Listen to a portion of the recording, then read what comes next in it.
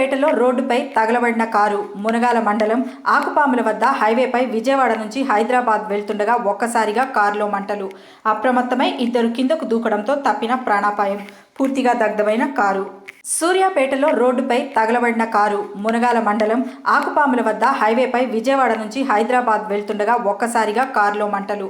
అప్రమత్తమై ఇద్దరు కిందకు దూకడంతో తప్పిన ప్రాణాపాయం. పూర్తిగా దగ్ధమైన కారు.